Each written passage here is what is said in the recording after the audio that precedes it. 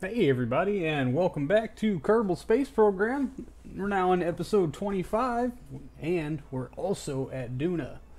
Well, not technically, but we will be in a few short seconds. This is our science probe slash mapping satellite, and one of the key components to the communications network that we are also being paid a hell of a lot of money to get here to Duna. So first thing, we want to bring this orbit in a little closer to the planet itself to take full advantage of the Oberth effect. And second, we want a polar orbit because we would like to map the entire planet if and at all possible.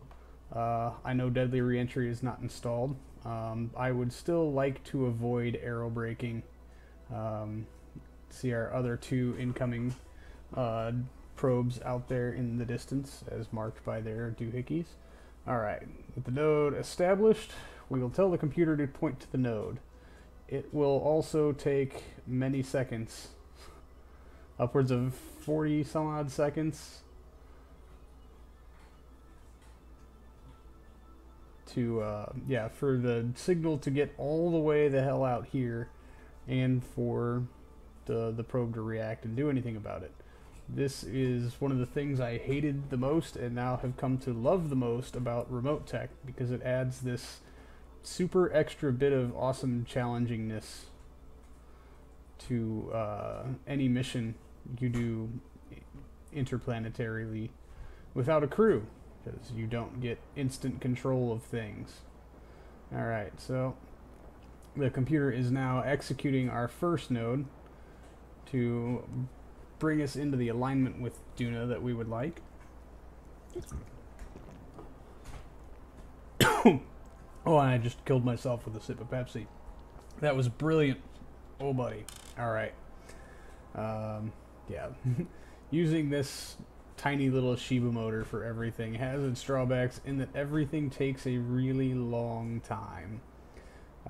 Good thing here about this flight computer is it's pretty accurate most of the time, and will try to do its best to compensate and correct, but we'll go ahead and ditch the nodes, tell it to kill rotation, hold that setup. Yeah, I may have clicked it entirely too many times, whatever. And now we'll start setting up the burn to keep us in orbit. Oh, yeah. I could just focus view on the planet, but that would be the easy way of doing this. Whoop. Alright, and it's only a couple hundred meters a second. That's a lot better than I thought it was going to be, really. No. Ugh. I think I was, in fact, trying to click on Duna to focus my view on it, but couldn't do it from there. So, alright, now back into easy mode.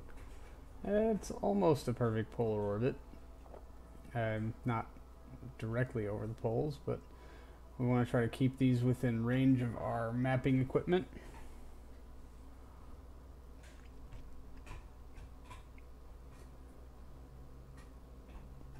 You know, maybe. And we're still waiting on it to get that kill rotation command. We'll just go ahead and plug in the commands to point at the node and execute, and in the meantime I'm going to tell it to collect a whole lot of science. Yeah, solar particle collector.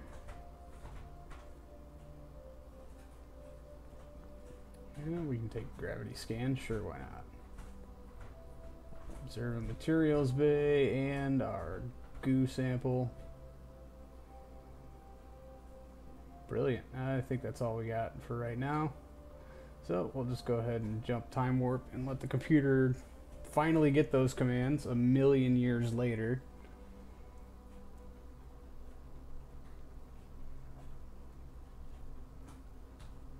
Nope, not quite. Alright. Ready? Yep. There it is. Transmit. Transmit. Because you're never coming home again. Radio it all back.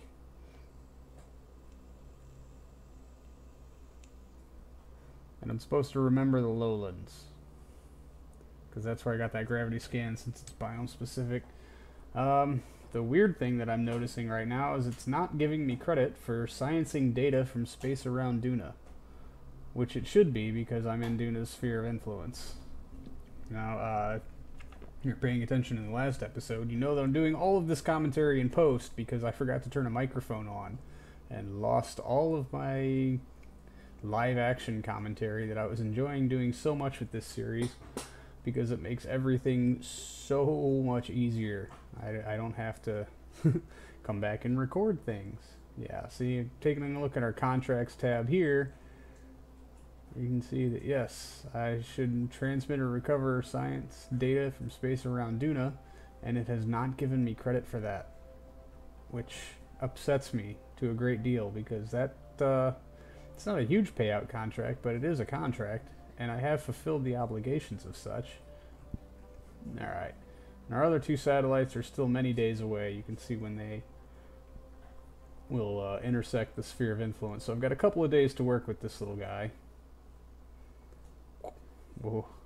I'm always terrified I'm going to overshoot on the time warp. I know the flight computer here is supposed to take care of that for me, but it's not always the best at doing it.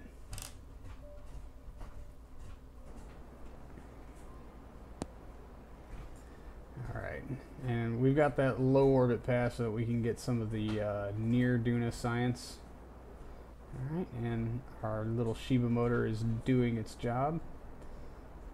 Just tugging right along, just as sure as it can. Alright, go ahead and start the water scan. I think we're way out of range for this thing. I know we're way out of range for that thing. But, you know. Alright, toggle imager. That's just going to turn it on. Same thing with our low resolution altimetry data. Yeah, and go ahead and tell it to start scanning too. Why the hell not? Yeah, start the multispectral scan. Just load it up with all kinds of neat things to do. Yeah, we'll take a gravity reading, because that's biome specific and altitude specific. High over poles will give you a different reading than low over the poles, which is cool. And yeah, these burns take forever, so 4 times time warp is my best friend. Maybe it should be yours too. I feel like you guys would have a lot in common. Plenty of stuff to talk to at. Unlike me. Alright, and there's our moisture propeller. Deployed and looking awkward as ever. But, you know, hey, that's fine. Whatever does it for you, moisture propeller.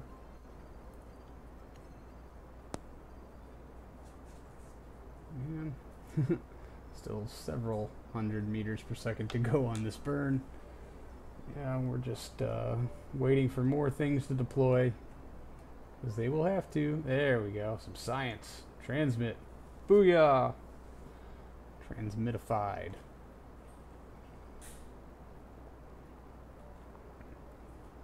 I am a fan of that new little Shiba motor. I'm pretty sure I've said that 1,000 times before. In space, thrust to weight ratio doesn't mean a whole lot, other than your burns will take a really long time. But paying that price for this amount of efficiency, like shit, man. Made it from orbit to Duna with enough left over to do an orbital insertion and several corrections on one of those 1.5 meter or 1.25 meter half-size tanks. Yay, we completed orbit. Gave us credit for that one. Can I get credit for doing science in space around Duna now? You dick.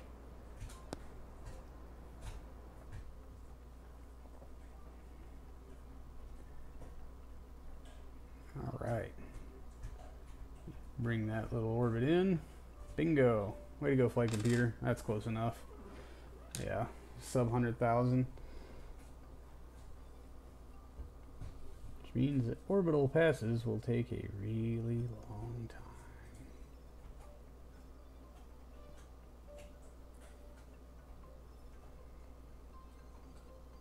Yeah, let's log the gravity and see if we get the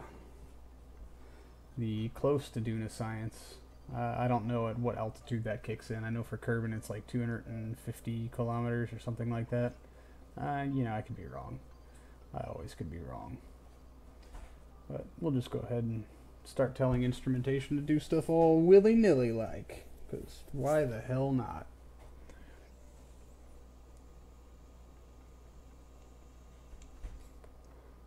Yeah, sounds good. Transmit. It's still not giving me credit for science from space around Duna. This is making me very upset. Transmit. Still nothing. So lame. Alright, so since we got our low pass science, we can go ahead. Well, let's wait. Get that out of the way. But yeah, we're going to go ahead and adjust our orbit out and try to circularize since we can get our low pass science.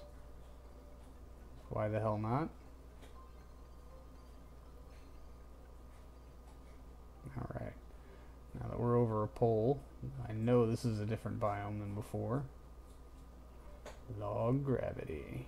Oh yeah. And we'll go ahead and run our full complement of instruments here. Radio plasmode signal. Wave signal. Yeah.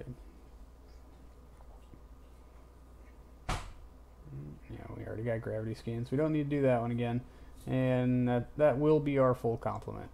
And this guy will have done the lion's share of his work. Oh, yeah, forgot about imaging data. How could I forget about imaging data? Alright. And a minute later, the science starts rolling in. I'm going to hit keep on these just in case there's something that's being glitchy now that maybe if I come back a little later, you know, like after I've gotten one of these other guys in orbit, I can transmit that stuff and actually get credit for it, because that would be awesome. Certainly, probably not enough fuel in this thing to get it back to Kerbin and make an orbit to where I could send somebody up there to collect it, but you know, whatever. We will be back around Duna soon. I think I've almost got all the life support things that I wanted to unlock unlocked, but I have a contract to explore Ike, and that's probably where that mission will be headed. But obviously we'll have to wait for our next transfer window, and I'm going to have to figure out the transfer window time, the time to get there, how long the next transfer window to return will be, and the return time, and then like many extra days in case I screw it up, because I'm really good at screwing it up. You know. Just saying. So there will probably be many life supports available. Alright, we still got lots of time before either of these two shows up. Looks like the rover's going to be next, and then the comms network, which was the opposite order that I wanted them to show up. But you know, this is what happens when you're just not really all that talented, apparently. Alright, and thus starts our circularization burn. Circularize, little guy, and time warp. So I think that's where we're going to end this one today. We'll come back in a little bit and deal with some of our other guys. But thanks for joining me, everybody. Please be sure to like, share, subscribe, or share your thoughts in the comments below. They're always appreciated. Thanks for joining me. I'll see you next time.